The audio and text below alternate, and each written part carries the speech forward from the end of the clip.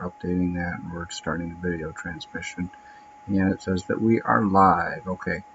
Not exactly sure all of the things we're live on, but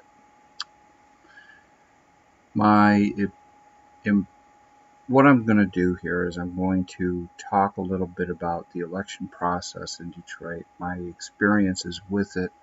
In 2014, I ran for U.S. Congress as a Green Party member.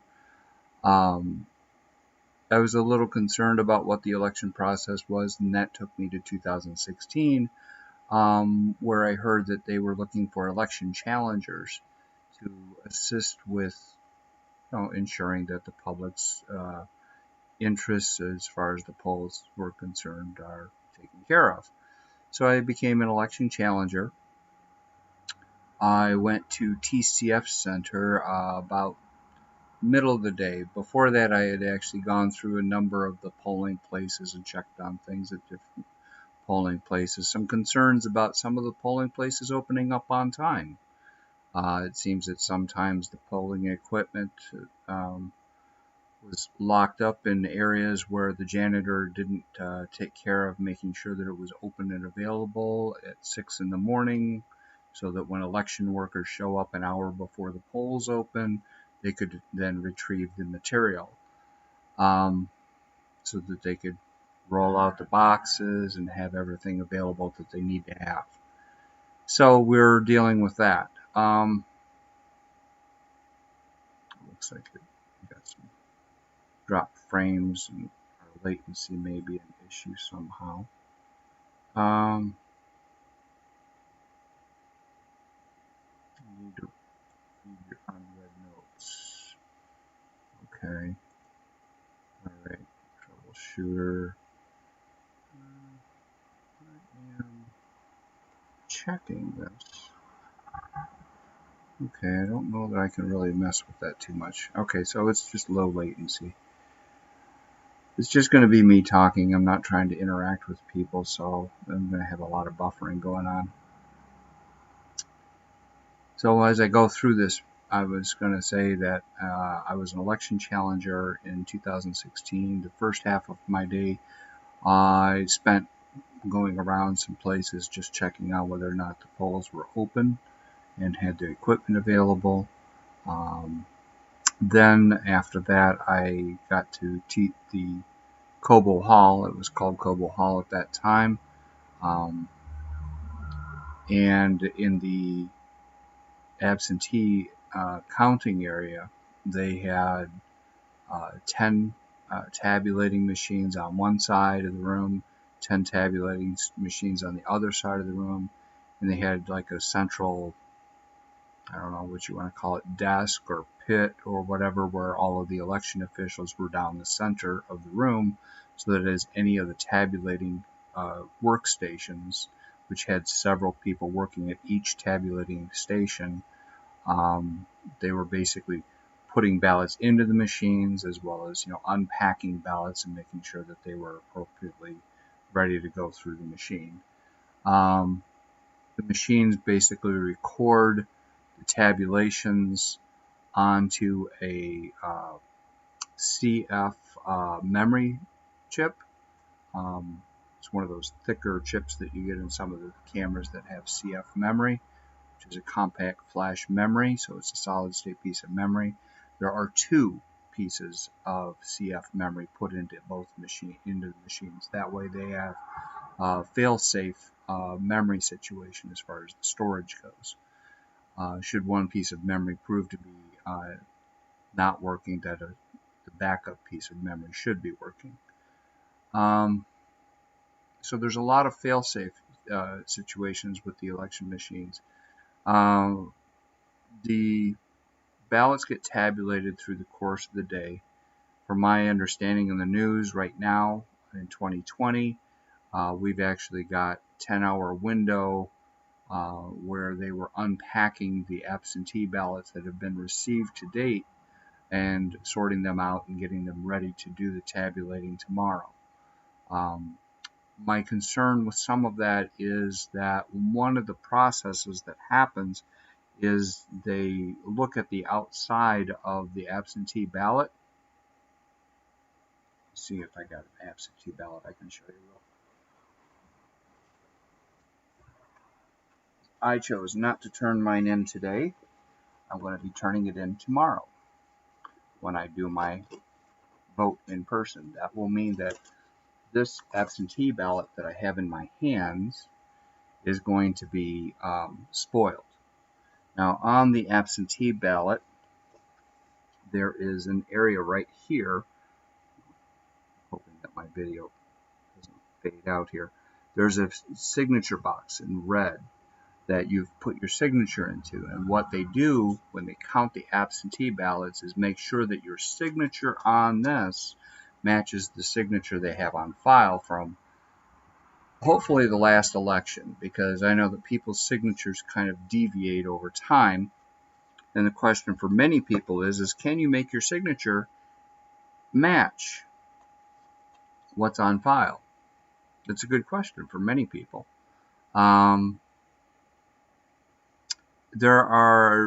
I think that there's general characteristics is what they're looking at. And if the characteristics of the signature on file don't match the characteristics of what you've got in front of you, they may call it to question. Actually, on Saturday, I saw somebody at Farwell bringing their ballot back in because the signature that they had used on the absentee ballot, apparently they had some kind of issue with it matching what was on file. Or perhaps they opened the ballot, looked at his signature on the ballot, we're signing our ballot, and whether those two actually matched. So inside the envelope, you get what's called a secrecy sleeve, the secrecy envelope, and then you put your ballot into the secrecy envelope. So there's an unpacking process that happens with every absentee ballot. There is no signature on these. But the top tab that's on your ballot is extremely important. This is how you get it tracked. That number up there, you need to record that number along with your information so that you can find things online. Now, since I'm going to be spoiling this ballot, I'll be getting another ballot tomorrow when I walk into the polling place. I can't go into one of the early voting locations that were established around the city. There were 23 locations set up where people could walk in, register to vote, and vote in the same day, because that's how Michigan's election law is set up. As far as you can register, vote, and vote the same day. Early voting situation, I don't know enough about our laws on that, but I do know that for 30 days prior to the election that people can go in to one of these locations and cast their vote early. They are gathered together from the early voting process and sent into the absentee ballot tabulating process. So whether you drop the ballot into the official ballot box or sit down and actually fill out the ballot in person at the early voting location, they're combined at TCF, which is the new name for Cobo Hall, where the tabulating machines are going to go through and count up all these ballots that come in from all over the place. Now, when it comes to voting in person, I've also got some experience working in the polls on that front. And actually, let me complete my story as far as doing the challenging work that I did in 2016. When I was at Cobo Hall, and the process is supposed to be that at the end of the night, when all of the tabulation is complete, each machine is supposed to run off four tapes that account for all of the tabulating that's been happening. It's kind of like a register tape at the end of the day. If you were in a grocery store or something like that, you run a tape and it shows all the balances on what categories things were and everything else. So it's showing actually the ballot counts for all of the candidates. So in 2016, what happened was I stayed there longer than anybody else that was doing challenge work. Most of the challengers saw the tapes going up on the walls, figured that everything was done, and they left. I wanted to know whether the tapes all got put on the wall. And about an hour later, I'm realizing that about 5 tapes were missing. If I remember rightly, it was 5, maybe 6 tapes were missing. I went up and I said, there's some tapes missing. And they were like, oh, can you give us a list of which tapes are missing? Because they obviously felt like I was watching exactly which tapes were missing. So I gave them a list. And I waited and I waited. And I was concerned whether or not they could actually produce these total tapes that they were supposed to, because I kept seeing them stuffing ballots, envelopes, and sending stuff out and sending it out and sending it out. And I'm like, is there anything left here for them to be showing me a totals tape? You know, are they sticking 2 tapes into an envelope mistakenly and sending them both out? So the way that the tapes work is you get 4 tapes. 1 is for the city clerk, 2 is for the county clerk, 3 is for the Secretary of State, and the 4th is the one that goes on the wall for the challengers to know that the votes actually did go through the tabulation process and were counted. So it got later and later and later. I went to the police that were on site. I said, listen, I'm not getting the information that I'm supposed to be getting from our election officials right now. They're supposed to be giving me totals tapes. Those total tapes, to this day, I don't know that they produced 3 of those total tapes that were missing. There was a hodgepodge of, I don't know if they were extra runs of tapes, because I think that I was seeing multiple tapes for some of the locations come at me, and I wasn't sure how was I getting tapes if only 4 tapes had been ran. How was I getting duplicates from some of these? And so I really have to call into question what the practices are that they're doing at TCF as far as the totaling process. It really needs to be examined well by the challengers. And the poll workers need to be doing better if this is, someplace that's been falling down. And I don't know how bad it's gotten over time. I haven't been challenging every year when election times come around. Now, I'm going to move on to actually working at the polls, which I did in March for the presidential primary. At that time, I was not a listed candidate. My candidacy showed up through the Wayne County Caucus in June, so I was able to work as a poll worker. I chose to work as an electronic poll book worker. I went in and got about 4 hours of training over at Wayne County Community College downtown campus that showed us how to check a computer that had a list of all of the voters for that precinct, and then we could verify that the voter was on the rolls and they'd come in. Sometimes you have a new voter. The thing is at that point in time, we did have the law that if somebody came in and was a new voter, we had to be able to register them and so forth, and they get put into the system. We had a few people come in with their absentee ballots to spoil that ballot and then vote in person. We had to have somebody come in and say they forgot their absentee ballot.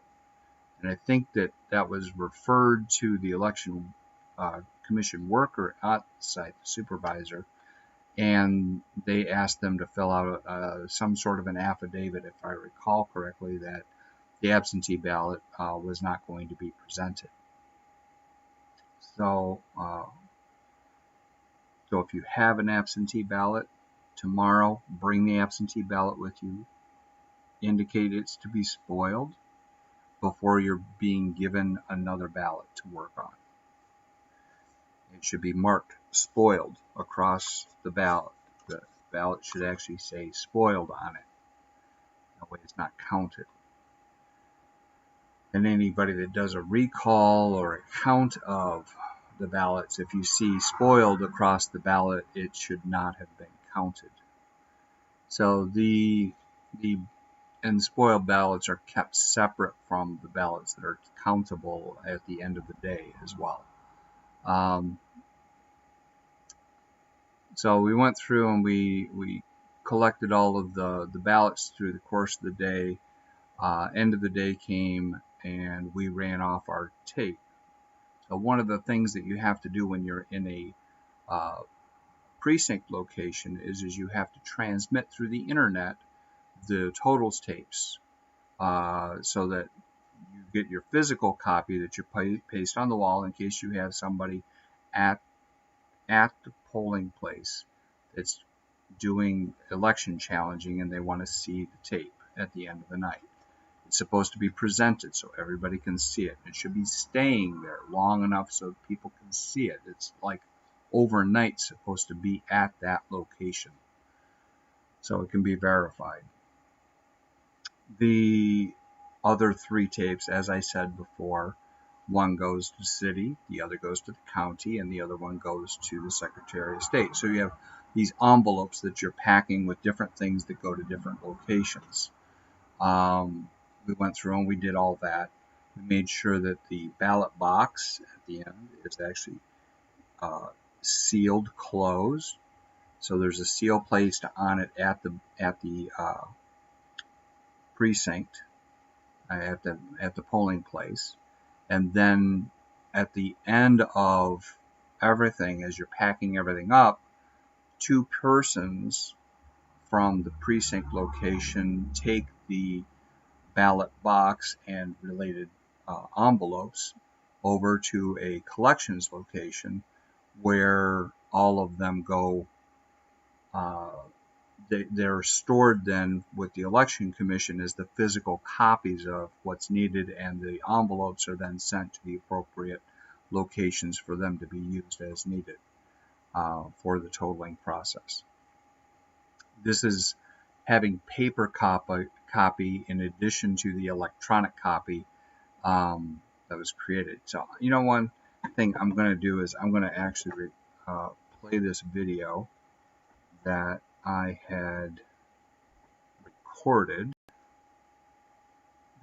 Play this. There you go. Thank you. Appreciate it. What is that? Is that on your personal page or Occupy. Occupy? Okay. Hey, everybody. Looks like I'm still live. All right, this is Stephen Boyle. I went in and I found out that they wanted to basically, I'm looking at the process for early voting. It basically puts everybody into the absentee ballot pool.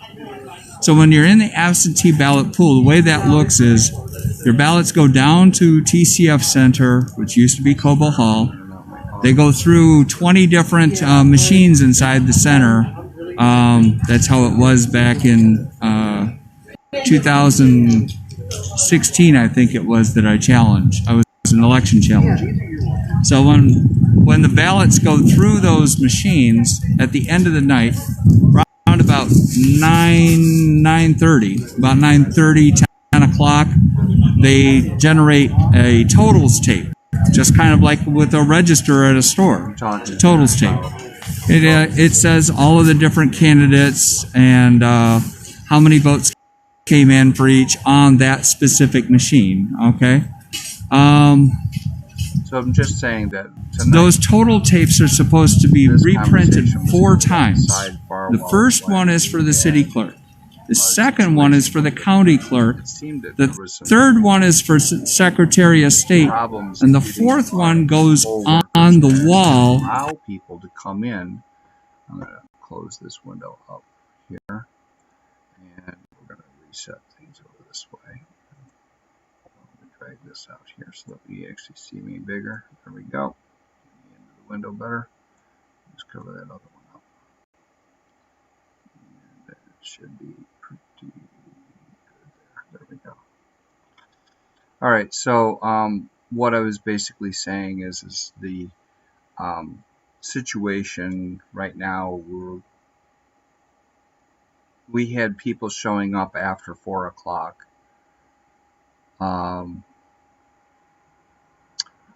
According to Michigan election law, registration before election day is supposed to end at for. However, our law is that you can register and vote. So I'm not sure how, the same day and vote.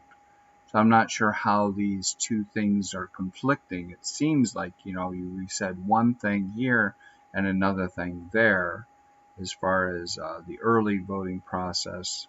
If it says something about 4 o'clock, I think that it might need to be updated with the current reference of law that basically would be that same day registration and voting is possible.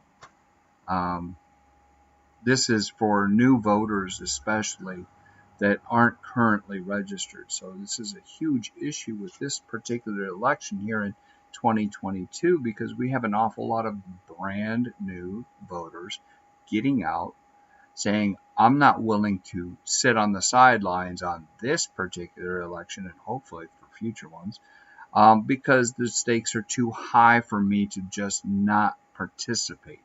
It's time to participate. It's far past time to participate, of course, but they're finally seeing a reason to vote, and that's important that people see a reason to vote. Get out there and make that vote happen. It's super important. So let's talk about what's happening right now. For me, just give you my situation. I walked out because I started thinking about, am I going to put my ballot into the absentee ballot pools late on Monday night after 4 p.m. and then have these election officials somehow mess around with anything that was received late over at Farwell? I wasn't happy hearing the election official. She was somewhat intimidating, saying, well, you're going to need an affidavit for your ID if you don't have an ID on you. And she was making it sound accusatory, but I'm just like, that's just the process. You want to encourage people to come in and vote, especially a first-time voter. They're already facing a lot of fears just walking in the door. They're not sure what the process is, and then you start telling them, well, you're going to need an affidavit and making it sound like that's a bad thing. There's a lot of people that don't have valid ID right now, and it's because our Secretary of State has like a 4 to 6 month window to be doing appointments to update people's IDs. Some few actually get the overnight process. It's really hard to engage with that overnight process. I've done it multiple times as we were trying to work on transferring a title on a vehicle. It's not easy to get that appointed time. And so they opened up a 6 month window, and as soon as the 6 month window is opened up, most of the major Secretary of State locations have already got that entire 6 month window filled with appointments. That means you're booking an appointment 6 months in advance. And not that many people are really happy with waiting 6 months to take care of their Secretary of State matters. And how are you going to deal with the fact that you don't have a valid ID and your election workers looking at your ID and they're saying, well, this was expired. It's like, well, it's a photo ID for one. Accompanying that with a Social Security, a government piece of mail that could come from My Bridges or health services like a bridge card, unemployment insurance communication, all of these things that come back to your home. And they also say utility bills because that's proof that you're staying at a spot. And so those things can be used as evidence of where you live, along with filling out an affidavit if they say that you need to do that also, because the ID is kind of, I don't know what they want to say. It's not what they want to see, but it's what they're getting. With the affidavit, you're supposed to actually go in and prove your identification if challenged to prove your identification. So just be aware that if you do fill out an affidavit, you may be asked to come to the secretary or to the clerk's office and submit your identification so that they can prove your identification. So know the law and what's going on with that. So tomorrow, what my intent is to take my absentee ballot and spoil the ballot, get a ballot, fill it out. It will be counted in that polling location at my precinct's table by the precinct's tabulating machine at the polling location. Now, there's been a number of polling locations shut down and moved in the past year due to the pandemic and the number of locations that don't want to host polling services. So the location that we've been using in my community has been Greenfield Union School, and it seems that our people have been kind of split between two different locations. Some are going over to Mason and others are going over to Nolan. I'm going to have to go to Nolan tomorrow and place my ballot there.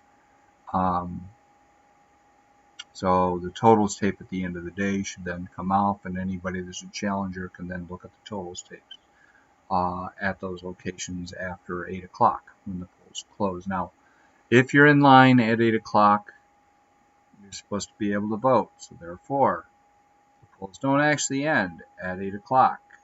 It's literally when the last person that was in line at 8 o'clock gets through being in line and has their ballot counted, which could wind up being 8:30, it could be 8:45, it could be 9:30. I don't know how long the lines are going to be tomorrow.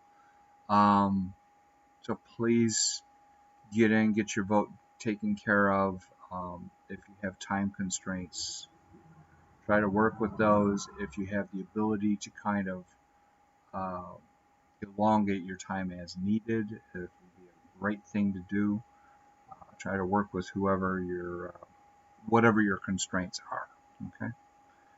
So that is about it. I just wanted to make sure that people understood, and I think there's probably going to be some challenging going on, and there's probably also there stands to be a good chance that somebody that's a candidate would challenge the recount of the ballots.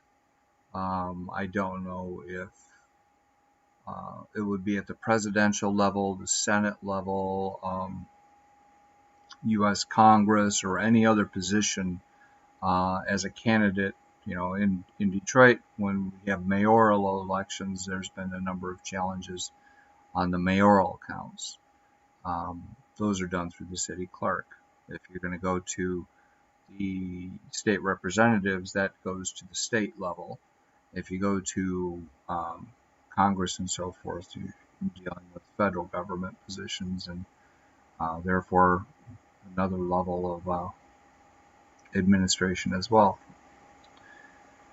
So I'm going to wrap this up, and I want to say thank you for watching my stream. It's probably one of the first that I've done this way. I'm going to have to see just how good or bad this is. I'm seeing that I probably should use a lower latency transmission, and my camera quality is looking kind of low.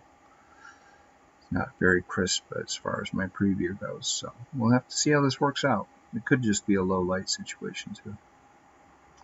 So thank you for tuning in and going through my discussion, and I'd like to see it would be great to actually get elected into office and serve the 3rd District here in Michigan, Northeast Detroit, as your candidate, well, actually as your legislator in the House of Representatives, where there's 110 seats. We write the laws and we examine the laws that are on the books and bring alterations as well as new laws into practice. Some exciting times. If in fact I am elected, I do intend to hold a number of town hall meetings, and I'm going to tell you, my town hall meetings are not just going to be coming out speaking at you I would like to be one of those candidates, or well, I should say your representative, that you feel actually represents your voice. I need to hear you. I've got 2 ears and 1 mouth. That means I'm going to be doing a lot more listening than I'm going to be speaking. And I think that we could get further ahead with that. We need to reason through what we're doing. We need to come up with great solutions for our people. And I am very equitably minded when it comes to the oppressed, those that are stressed out, just fed up with the system that's not working for them. I want to be your champion, and I'd love to be able to bring your voice right up there so that it's heard front and center. That could be asking you if you could come out to Lansing, or making sure that you do get out to Lansing and speak before the bodies that need to hear your voice. It can come through me, but we can also at times ask for the public to be heard, and for me to bring the public in so that the real voices of those concerned get a chance to be heard. Thank you. Vote for me. I'm on the bottom left on your ballot. I'll show it to you real fast since I got this absentee ballot sitting here. Right down there on the bottom. Disappearing in this overlay. In the bottom left. So, right over down there. Okay.